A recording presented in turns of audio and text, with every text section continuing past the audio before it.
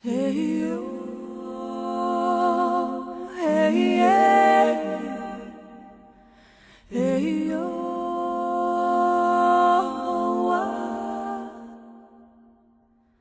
hey yo, hey yeah, yeah yo. Celle qui parle à ses proches s'émerveillait de la luxuriance des forêts et des vallées verdoyantes de la terre-mère. Les grandes montagnes de glace n'avaient pas encore dérivé vers le sud, ce qui laissait un peu de répit au seul endroit de terre qui émergeait, l'île de la Tortue. La vie grouillait dans tous les recoins de cette terre ensoleillée où les plantes poussaient avec bonheur. Elle s'étira et leva les bras vers la lumière de Grand-Père Soleil. « Quel plaisir d'être vivant !» soupira-t-elle pour elle-même. À cet instant, un mouvement furtif, presque imperceptible, attira son attention. Retenant sa respiration, elle s'accroupit dans un volumineux buisson d'iris, en courbant quelques tiges. Elle n'osait faire aucun bruit. Elle resta ainsi, au calme, jusqu'à ce que son corps n'émette plus aucun rythme qui puisse être perçu. Elle ne voulait pas déranger les habitants de cette vallée boisée, ni les empêcher de s'adonner à leurs occupations quotidiennes, qui les menaient sans doute au ruisseau un peu plus bas sur sa gauche. Cela lui faisait plaisir d'attendre pour voir quel animal allait se montrer. Qui donc avait produit ce bruissement dans les fourrés ? Elle n'eut pas longtemps à attendre avant qu'un renard roux vienne flairer autour du rocher tout proche du ruisseau tourbillonnant et qu'il se précipite au bord de l'eau pour boire une lampée, puis se sauve aussitôt. Mais ayant décidé qu'il n'y avait aucun danger pour lui, malgré l'étrange odeur que lui apportaient par moments les mouvements de l'air, il retourna en bordure du ruisseau. Tout en buvant à même le courant, le petit être relevait la tête de temps en temps pour scruter les alentours et s'assurer qu'il n'y avait pas lieu de s'inquiéter, car ses sens lui disaient de se méfier. Il fut soudain paralysé de stupeur en s'apercevant que son regard plongeait dans le plus gentil regard qu'il ait jamais vu. Les yeux semblaient appartenir à un humain à deux jambes. « Salut, frère renard », dit doucement celle qui parle à ses proches. « Je crois que j'ai réussi à ne pas t'effrayer. » Le renard oublia ses craintes et lui répondit spontanément. « Je pensais que j'étais le seul à être vraiment habile dans l'art du camouflage. Tu aurais dû être un renard et pas un être à deux jambes. Comment as-tu fait ? » « Oh, pas la peine de me le dire, je le sais déjà, parce que c'est ce que je fais, moi. » « Eh bien, renard, tu vas peut-être être étonné d'entendre que j'ai marché sur la terre pendant de nombreux jours et de nombreuses nuits, afin d'apprendre à connaître tous mes proches, » répliqua-t-elle. « Il est important pour moi de comprendre la façon de faire de tous mes enfants, parce que je suis la mère de la nature.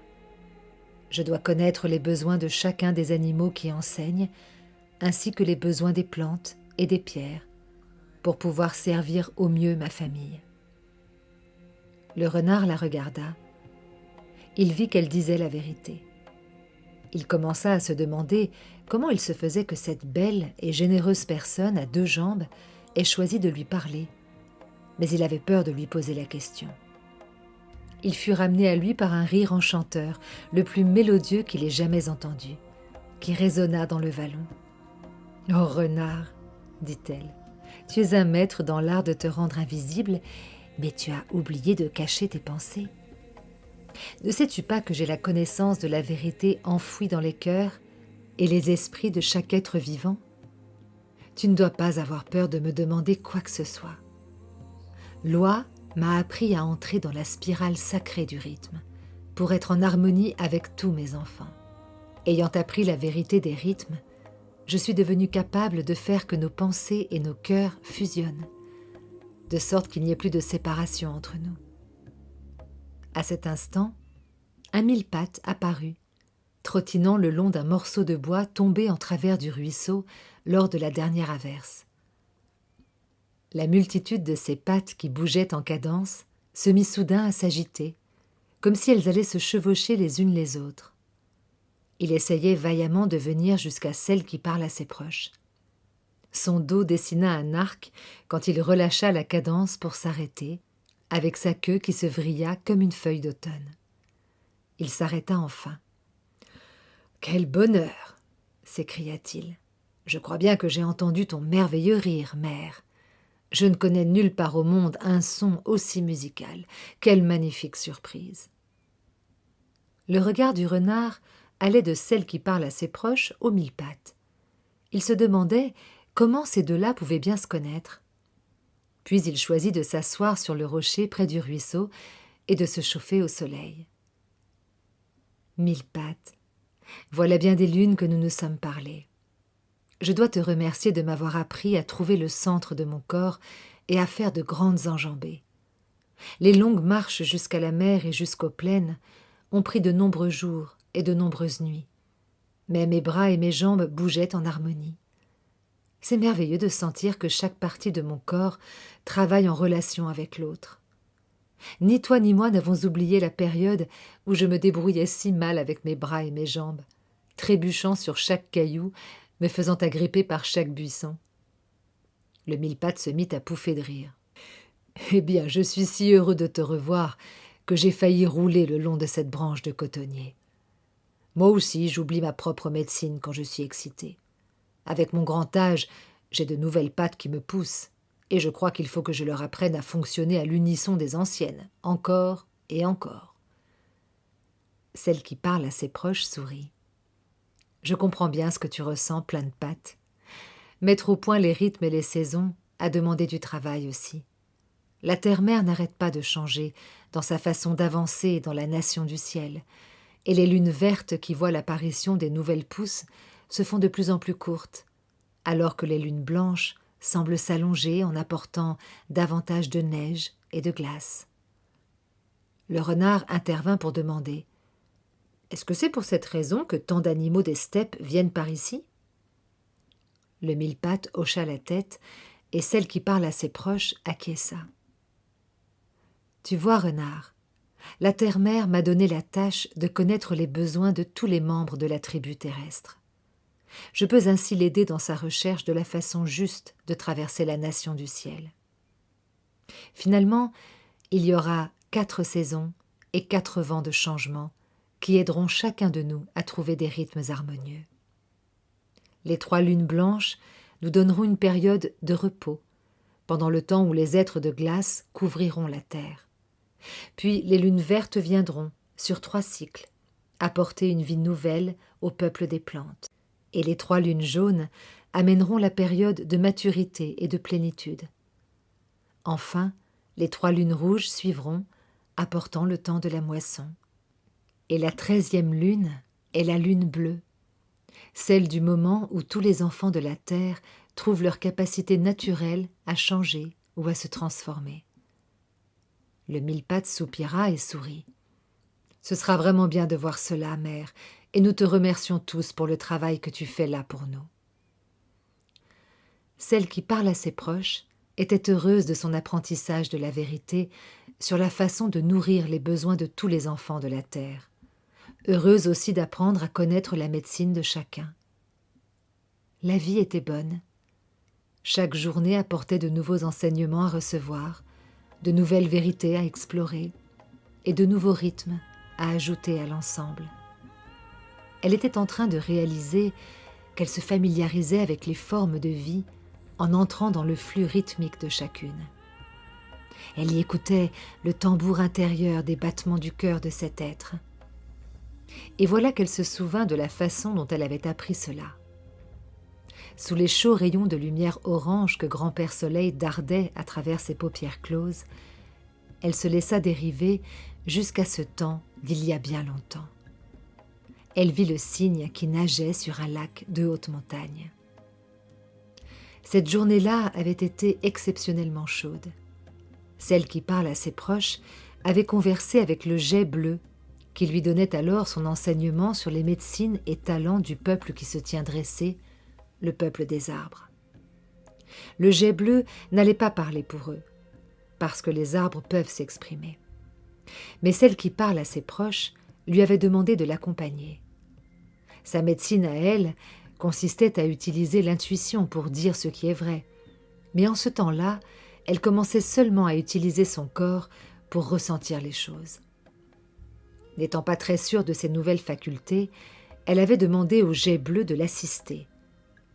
Pendant des heures, les deux amis s'étaient assis auprès du peuple qui se tient dressé, à écouter quand le chef du vent soufflait doucement à travers les branches des arbres, donnant vie à leur voix. Au cours de cette journée, celle qui parle à ses proches avait tout d'abord fait l'expérience de la frustration humaine. Elle avait été en mesure de comprendre la médecine du tremble, le prophète, qui porte en lui la médecine de l'observation. En effet, elle avait vu, sur le tronc du tremble, les formes semblables à des yeux à chacun des endroits où une branche s'était séparée et était tombée. Elle avait pu ressentir la médecine de la paix intérieure lorsqu'elle s'était assise au pied du pin et avait posé son dos sur son tronc robuste.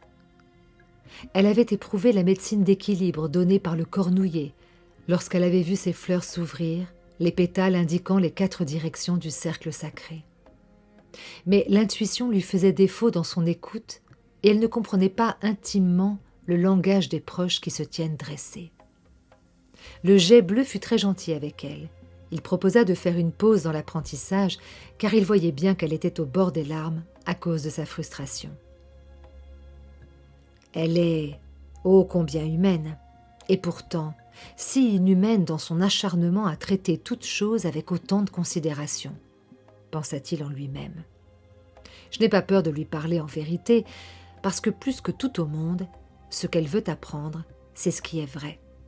Et mon intuition me dit qu'elle doit aussi apprendre à se reposer quand les rythmes de son corps ont été poussés au-delà de ses capacités d'endurance. Cela doit être difficile pour elle de ne plus exister sous forme d'esprit et de devoir se limiter à la perception d'un corps humain. Le jet bleu emmena celle qui parle à ses proches en bas de la colline jusqu'au bord du lac et il la fit asseoir sur le sable auprès de la berge. Des touffes d'une douce herbe verte formaient des épaisseurs toutes désignées pour une sieste. Pendant qu'elle s'étendait sur un monticule couvert d'herbe, le jet bleu lui dit qu'il allait chercher un ami qui se joindrait à eux et qu'elle n'avait qu'à se reposer pendant son absence. Celle qui parle à ses proches était si préoccupée à ruminer sa déception qu'elle n'entendit même pas le message du jet bleu. Les pensées continuèrent à tourner dans son esprit. Elle se demandait toujours comment apprendre la langue du peuple de ceux qui se tiennent dressés, et elle ne remarqua pas le retour du jet bleu avec son ami le cygne. Sans effort, le cygne avait traversé le lac en glissant sur l'eau. Il se laissait maintenant flotter doucement près de la rive. Il attendait patiemment. Alors, le jet bleu se mit à criailler un long discours de remontrance pour attirer l'attention de celle qui parle à ses proches.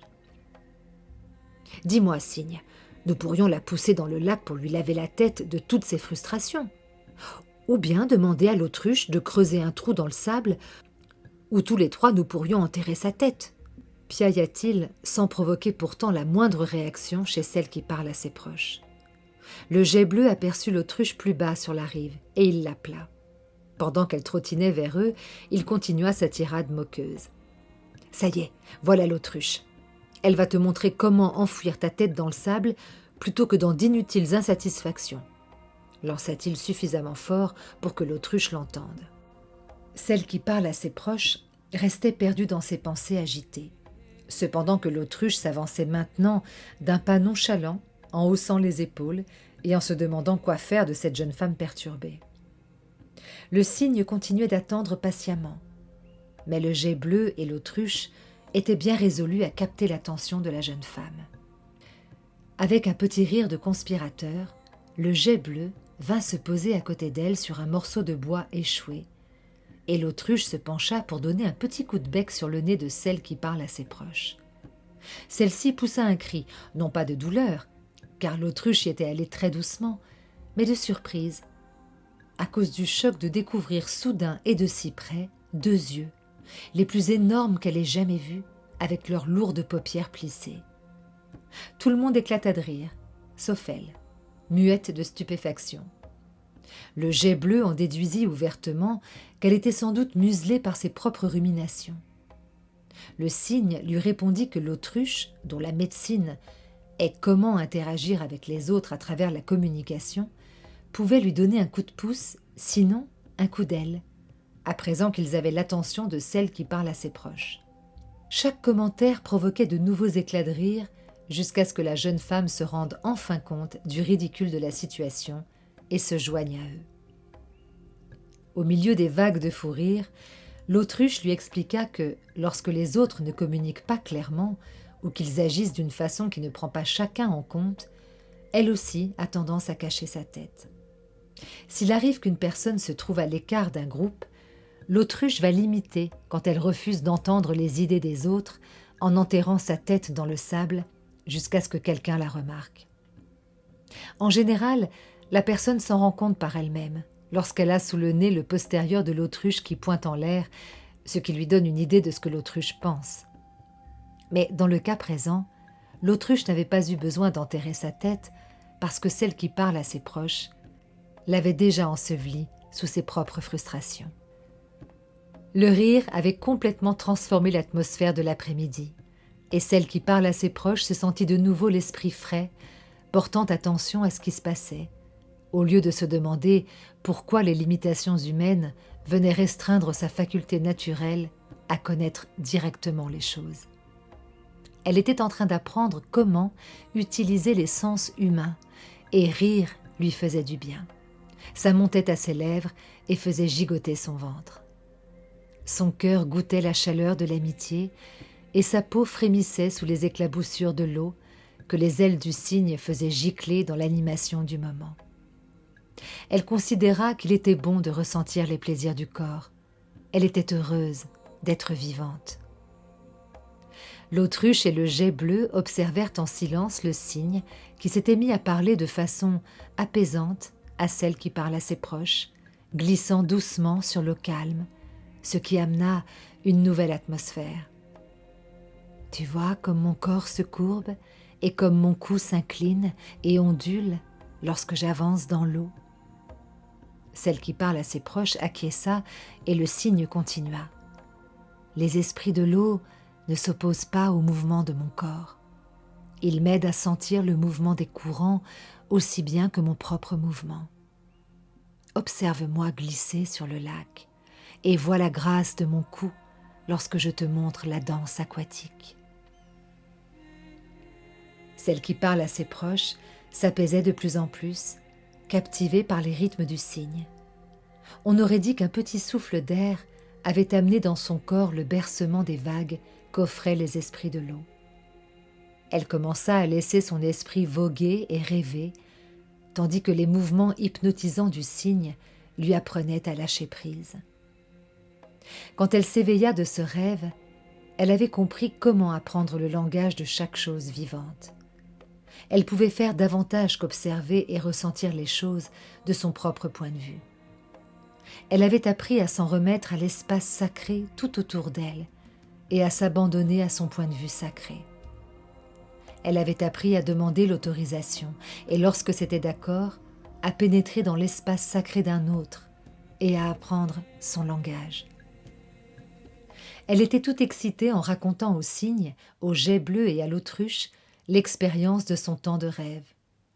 Dans ce rêve, elle avait volé avec le faucon et appris sa médecine de partir en chasse pour trouver des solutions.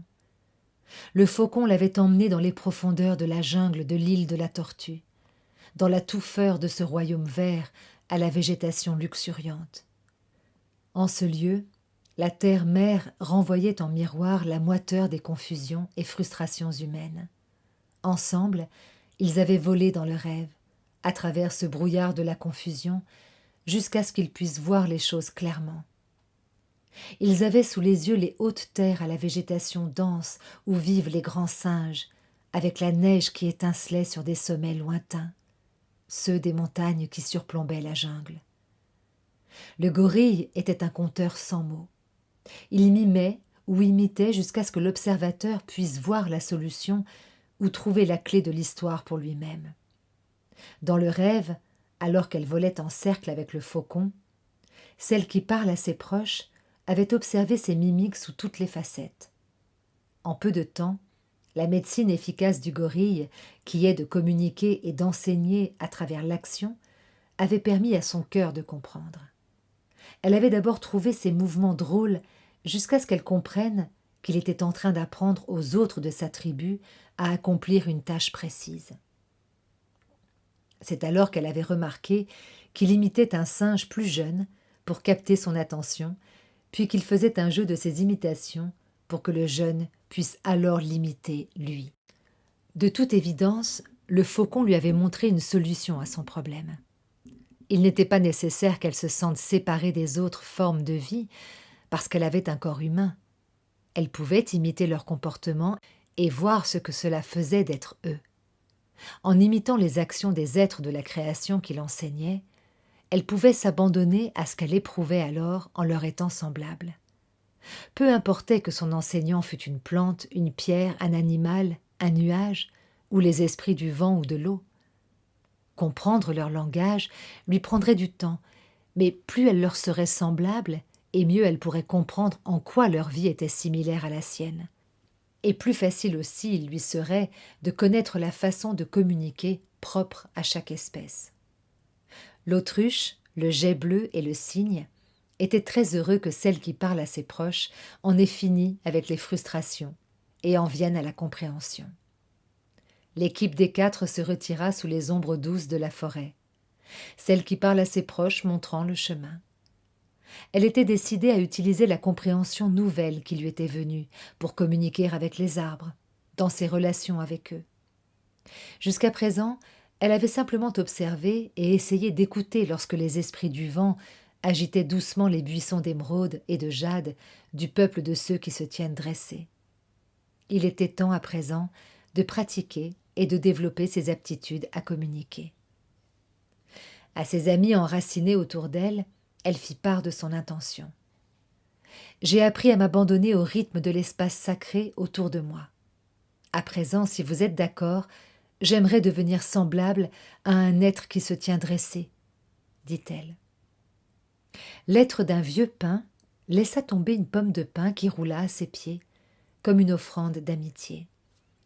Elle accepta le cadeau avec plaisir. Elle s'agenouilla pour creuser un trou dans le sol tendre couvert d'aiguilles de pin, et y enterra ses pieds jusqu'aux chevilles. Puis elle se dressa fièrement et leva ses bras comme des branches vers les rayons du soleil qui filtraient à travers l'épaisseur verte de la forêt. Le silence enveloppa tous ceux qui étaient rassemblés là, tandis qu'elle fermait les yeux et devenait un arbre humain. C'est alors qu'elle entendit les voix du peuple de ceux qui se tiennent dressés, qui s'élevaient de leur cœur de bois et parlaient aux siens. Notre langage est d'entendre par le cœur, pas avec les oreilles.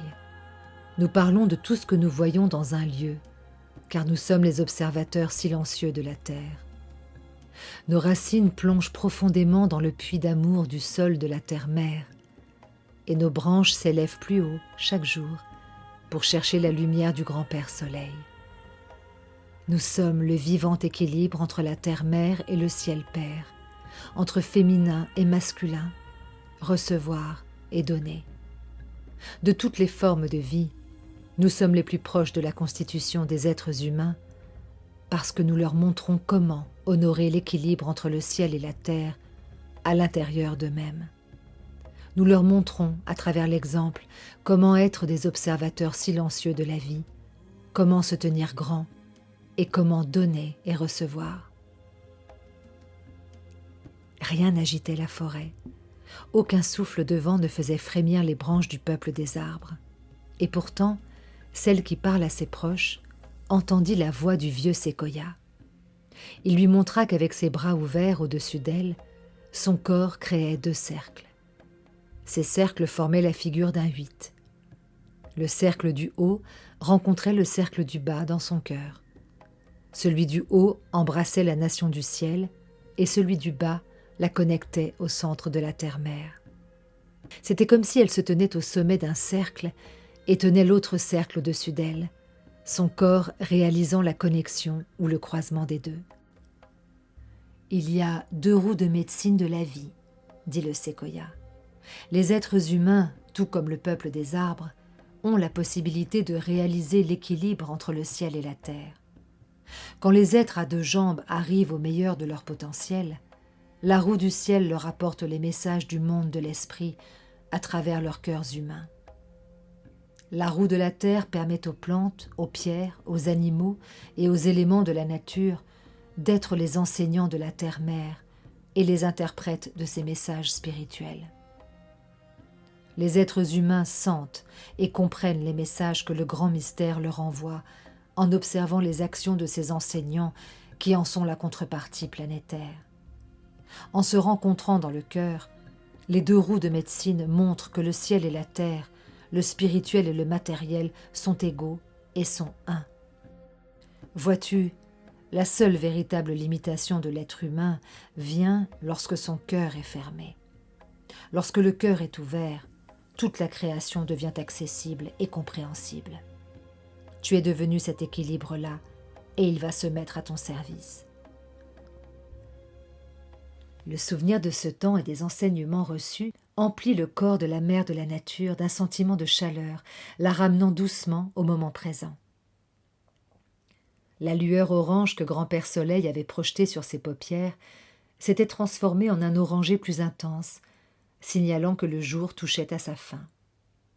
Elle pouvait entendre la truite sauter pour gober des mouches dans le petit ruisseau mélodieux. Elle pouvait humer les premières effluves du jasmin qui ouvrait ses fleurs la nuit, et savourer la fraîcheur humide qui s'élevait des pierres au bord du ruisseau. Dans son esprit, les images de ces transformations dansaient au milieu de centaines d'autres perceptions. Elle pouvait entendre le petit ronflement du renard qui s'était endormi et le grattement des nombreuses pattes du mille-pattes sur le tronc du cotonnier. Oui, pensa-t-elle, j'ai vraiment appris. La vérité me parle maintenant de 1000 façons, à travers tous les sens de mon corps, mon cœur, mes pensées et mon esprit. Je peux ressentir les rythmes des pas des animaux sur le sol quand ils approchent de l'eau pour boire à la tombée du jour. Je peux sentir la lumière des étoiles avant même qu'elles viennent trouer le manteau pourpre de la fin de soirée. La vie m'envoie des flots de sensations au plus profond de mon ventre avec chaque changement de rythme autour de moi. Et je ressens ces changements à l'intérieur de moi, car je suis une extension de tout cela. Gardant les yeux clos, celle qui parle à ses proches toucha doucement et paisiblement un être de pierre qu'elle avait attaché autour de son cou par un lien. La pierre était naturellement trouée grâce à l'érosion de l'eau qui avait coulé sur elle pendant de nombreux jours et nuits. Le nom de cet être de pierre était Onéo, ou chanson. Cette pierre de médecine était spéciale. Elle n'arrêtait pas de chanter pour lui rappeler tout ce que son cœur avait éprouvé et tout ce dont elle avait fait l'expérience, la ramenant à l'histoire qu'elle était en train de créer avec sa propre vie. Le trou naturel dans le corps d'Onéo était le signe que cette pierre était une pierre de protection. Étant donné que ce trou avait été fait par l'eau, la pierre aidait celle qui parle à ses proches à rester en contact avec ses sentiments et à être consciente d'un éventuel danger. Dans le corps de celle qui parle à ses proches, il y avait les mêmes minerais que ceux qui constituaient les pierres. Onéo l'aidait à rester en harmonie avec le battement de cœur de la terre-mère. Le peuple des pierres, qui porte la mémoire de l'histoire de la terre, lui fut d'un grand secours lorsqu'elle apprit leur langage. Dans ses explorations, elle en était arrivée à comprendre les aspects des pierres de la même façon que le langage des arbres. Grâce au peuple des pierres, elle put savoir que toutes les forces de la nature ont des cycles et que ces cycles participent à la croissance générale. Elle avait acquis la faculté de revoir l'histoire de tout ce qui s'était passé sur Terre, et l'évolution naturelle de chaque chose lui était montrée telle que les pierres en avaient gardé la mémoire. Leurs cousins de la mer, les coquillages, lui avaient enseigné à écouter le rythme des marées et des cycles de son propre corps. Le peuple des nuages lui avait montré les visages et les formes de toutes les choses dans la nature. Lorsque l'un des enfants de la terre était en danger, le visage de celui qui appelait à l'aide se formait dans les nuages. Devant elle, les chefs de clan de l'air, de la terre, de l'eau et du feu s'étaient mélangés puis séparés pour lui montrer les forces créatrices à l'œuvre dans la nature. Avec ce système de connaissances fermement ancré dans son cœur, celle qui parle à ses proches fut capable de commander au temps qu'il apporte des pluies bienfaisantes ou qu'il fasse jaillir des flots de lave pour maintenir l'équilibre nécessaire sur la planète. Apprendre la vérité est une aventure sans fin ainsi qu'une source constante de satisfaction, songea-t-elle. C'est une bénédiction pour moi d'avoir cette soif d'apprendre, la joie de découvrir et le désir de servir ma parenté. J'ai appris le langage de chacun de ceux qui constituent la tribu terrestre. Chaque jour, je découvre une façon de prendre soin et d'avoir de la compassion qui me permet d'apprendre davantage. La vie crée toujours plus de vie, et c'est pourquoi je vais continuer à célébrer les leçons que j'ai apprises pour pouvoir les partager avec tous mes enfants et pour toujours. Celle qui parle à ses proches vit que doucement le jour venait de passer le calumet à la nuit. Le bol de médecine étoilé du ciel de la nuit montrait un quartier de lune et les bêtes nocturnes commençaient à fureter. Le mille-pattes et le renard avaient fidèlement attendu que celle qui parle à ses proches sorte de son profond silence. Il n'avait pas bougé d'un poil. La lumière bleue argentée de grand-mère lune jouait sur les crêtes qui ondulaient à la surface de l'eau, dans le berceau de la petite crique, et les esprits de l'eau murmuraient au passage leurs chansons du soir. Quand celle qui parle à ses proches s'adressa à ses amis, elle murmura « Cela me fait plaisir que vous m'ayez attendu, les enfants. » Pendant mon silence, je me suis souvenu de tant de choses que j'avais apprises à propos des vérités présentes dans chacune des existences qui font partie de la création. Et je me suis rappelé que je peux apprendre bien davantage encore dans notre monde en perpétuelle évolution. Le mille-pattes fit une boule de son petit corps et roula le long de la branche jusqu'à celle qui parle à ses proches. « Mère, peut-être ta sagesse grandissante est-elle semblable à mes pattes qui se multiplient. Peut-être qu'il me pousse de nouvelles pattes parce que je deviens plus âgé et plus sage. Je suppose que chacun de nos proches a une façon bien à lui de mesurer le chemin qu'il accomplit dans sa vie sur la bonne route rouge. » Celle qui parle à ses proches répliqua « Oui, mille-pattes, nous avons tous notre façon unique d'acquérir de la sagesse. Mais notre façon de partager notre langage et notre compréhension des choses est la clé de notre croissance commune en une famille planétaire. » Le renard se mit à rire et fit bouger ses moustaches avant d'intervenir. « Voilà une clé que je comprends, mère. Le renard est le protecteur de la famille planétaire parce que personne ne peut apprendre les médecines et les langages de la nature s'il ne peut voir ce qu'il a juste sous les yeux. Toute la sagesse reste camouflée, comme moi, tant que les gens croient dans le monde invisible, qui ne devient visible que lorsqu'ils ouvrent leur cœur à la compréhension et à l'apprentissage de la vérité. » La mère de clan du premier cycle lunaire sourit. Être la mère de la nature signifiait qu'elle pourrait suivre tout ce qui lui viendrait naturellement. À cet instant, son cœur était si plein d'amour qu'il était naturel qu'il déborde pour se répandre sur le monde et qu'elle fasse savoir aux enfants de la terre qu'ils n'étaient pas oubliés et que leurs besoins seraient satisfaits. Celle qui parle à ses proches avait appris la vérité concernant le fait d'être dans un corps humain. C'était au tour de ces enfants humains de le découvrir pour eux-mêmes. Chaque fois qu'un individu à deux jambes ouvrirait son cœur ou apprendrait ce qui est vrai au sein de la famille planétaire, elle serait là pour l'enseigner. Quand ceux de la tribu humaine ouvriraient leur cœur avec respect à toute chose vivante, elle serait là pour veiller à ce qu'ils prennent soin d'eux-mêmes en se respectant et qu'ils se considèrent les uns les autres avec bienveillance. Et lorsque les cycles des saisons apporteraient des souffrances à la race humaine, elle serait l'onguent guérisseur présent dans le monde de la nature autour d'eux. Le monde intangible de l'esprit, qui réside dans le monde tangible, attend d'être découvert. Ces enfants humains seront les derniers à réaliser ces vérités. Elle fut réjouie de savoir que l'arrogance humaine fondrait un jour jusqu'à disparaître. Ce jour-là se lèverait lorsque les cycles et les saisons apporteraient des êtres désireux d'abandonner les souffrances et de revenir à leur cœur comme à leur véritable maison. « Oui, la vie est bonne », souffla-t-elle dans la nuit remplie d'étoiles, juste assez fort pour que ceux dont le cœur était ouvert puissent l'entendre. So fade away, sweet enchanted one, fade away into the night. Though the sun